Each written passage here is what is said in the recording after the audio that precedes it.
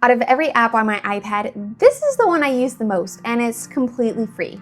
I have been a Freeform girly since day one, 55 boards deep, no shame, and the iOS 26.4 update just gives me even more reasons to live in this app. So let's talk about it.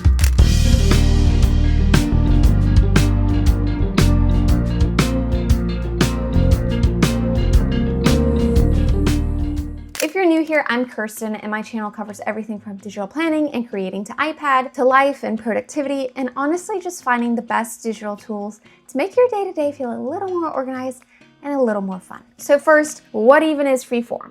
At its core, it's Apple's infinite canvas app. Think of it like a giant digital whiteboard where you can drop in anything: text, photos, sketches, links, sticky notes, shapes, PDFs even. No grid, no rigid structure, just space to think.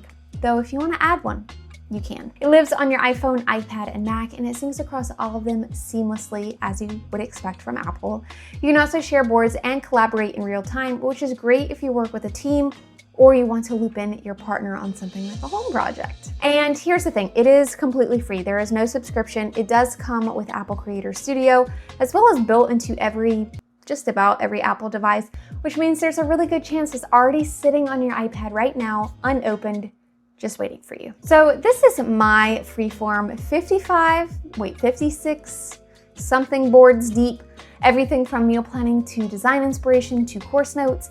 It has genuinely become my digital scrap pad for everything in my life. My favorite use case for Freeform is obviously brainstorming whenever I have a video idea, a new product concept, or I'm trying to map out a new course outline. I open a new Freeform board and I just start something. Text boxes, arrows, sticky notes, whatever helps me see the thinking visually. There's something about the infinite canvas that just frees you up and also just works really well with my mind. You're not trying to fit ideas into a document structure, you're just thinking out loud on the screen. I also appreciate that I'm not locked into a specific ratio on the screen like I otherwise would be if I tried to do this in, say, Apple Notes. I feel less confined and less restricted in Freeform. I also use it as a digital scrap paper. You know, it sounds simple, but it's genuinely accounting for half of the boards in my Freeform.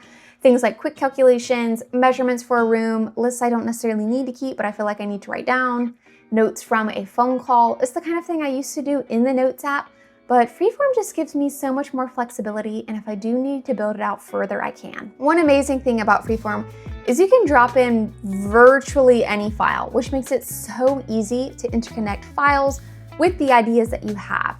And it can create these very rich and visual thumbnails for the files that you drop in, and I just think it looks so stellar. I like leveraging this feature in Freeform by brainstorming meal ideas and planning for the week. I'll drop in photos of recipes that I want to try. I can organize them by the day that I plan to make that meal, and I can even add notes about the ingredients if I need to. It's a way more visual way to meal plan rather than just a standard list app, and honestly, it's just so much more fun to look at. But what's really awesome about this is that I can actually paste in reels or TikToks I've seen of recipes that I want to try, and I can quickly watch those because honestly, it's just so much quicker seeing it actually made than trying to copy down all of the steps, memorize the steps, get the ingredients down of whatever obscure recipe name that some of these are called on TikTok, and then I can drag and drop them wherever I want to have them planned for the actual week. And this just works, again, so well for my brain because I have so much canvas here that I can work with. I can create an entire library of saved reels or TikToks, and of course, those insanely long blog post recipes here as those visual thumbnails that I can drag and move wherever I want and wherever I want to assign them to a day of the week where I plan to make that meal. I've taken this exact same approach for home projects. I'm constantly saving inspiration photos from Pinterest, making notes about paint colors I thought looked cool on the internet, or furniture dimensions, mapping out which projects that I want to tackle and when, and saving all of the reels or TikToks of DIY projects I've seen people do in their own homes, and having it all in one visual space makes it so much easier to actually make decisions about what I want to do in my home.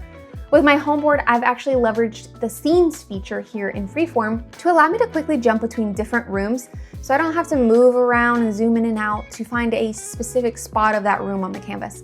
I could just quickly navigate to a specific scene that I've set So if I want to quickly hop into the office section of my home board, I can click the office scene, and it just takes me to that specific spot on the canvas. So essentially it takes a screen grab of that specific spot on the canvas, saves it as a scene. That way I'm not just kind of mulling about on my canvas not knowing where anything is. The iOS 26.4 update dropped in March, and it brought something Freeform users have been waiting for: Apple Creator Studio support. Quick context, if you haven't heard it, Apple Creator Studio launched earlier this year as a subscription bundle for $12.99 a month that you get access to the professional apps like Final Cut Pro, Logic Pro, and even Pixelmator Pro, now on iPad, plus exclusive premium features inside the iWork suite of apps like Pages and Keynote and Numbers and so on.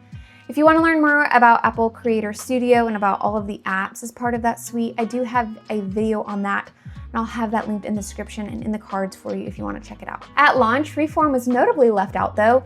Apple said it was coming later in the year, and with iOS 26.4, it's finally here. The biggest addition, and the one I was most excited about, is the Content Hub. Think of it like a built-in library of premium shapes, graphics, photos, illustrations, and backgrounds that you can drop directly onto your canvas. The premium assets are marked with a little purple star, so you always know what's included in your Creator Studio plan.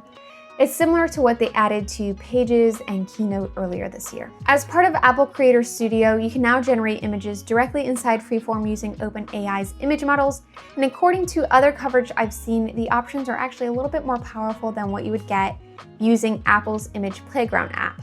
You have more control over what you're actually generating. So instead of leaving Freeform to go grab an image, you can actually just prompt one into existence right on your canvas. So for mood boarding and visual planning, this might be especially useful to you. One thing to note, this feature does require an Apple Intelligence compatible device, iPhone 15 Pro or later, or any iPad with an A17 Pro or M1 chip or later, and you do need to be on iOS 26. So if you're on older hardware, you'll still have access to everything else, just not this piece, but that's the case for Apple Intelligence in general. The third category is some advanced editing tools, and this is where it gets really useful for everyday visual work. You get super resolution for upscaling lower quality images, so if you did drop in a photo that's just a little bit fuzzy, Freeform can sharpen it up for you right there on the canvas, along with removing the background or generating content right from the image itself. This is a feature I absolutely loved in Pixelmator Pro, and I'm glad to see it here in Freeform too. It's the kind of thing that used to require jumping into a separate app, and now it's just built right into Freeform. If you're already in the Apple ecosystem and you use any of the Pro apps like Final Cut and Logic, Pixelmator Pro, Motion, Creator Studio is kind of a no-brainer. The Freeform editions just sweeten the deal now that it's finally launched as part of the suite. If Freeform is the main thing that's drawing you in, the new features are genuinely useful, especially the Content Hub and the image generation, but the subscription was designed around the entire Pro bundle of apps, so I'd encourage you to look at the full package and check out my other video and decide if that actually makes sense for your workflow. There's also a free trial of Apple Creator Studio up to 1 month, or 3 months if you recently got a new Mac or iPad, so you can always test it before committing. Otherwise, you could use Freeform just as is without those premium features. Even before it being pulled into the Apple Creator Suite, it has remained to be one of my favorite apps that Apple has made, honestly.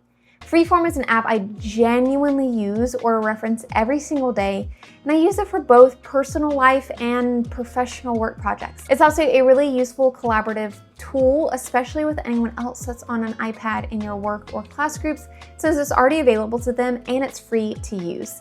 I'm actually distraught that Freeform came out after I had already graduated and finished college, because this would have been absolutely clutch to have in my study groups. Freeform is one of those apps I think people either love an inherent use for immediately or just completely overlook, and I really hope this video makes it feel more approachable and more exciting, and has given you some ideas of how Freeform might be useful in your own life, whether personally or for work or school. It's a lot of fun.